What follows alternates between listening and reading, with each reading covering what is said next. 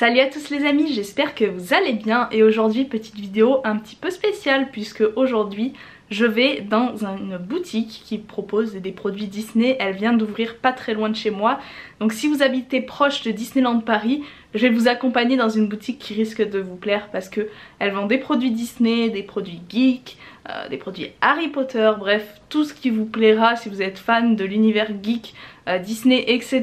Ça se trouve à Torcy au centre commercial Collégien, donc je vous accompagne dans cette petite vidéo. Soyez prêts parce que il va y avoir du lourd.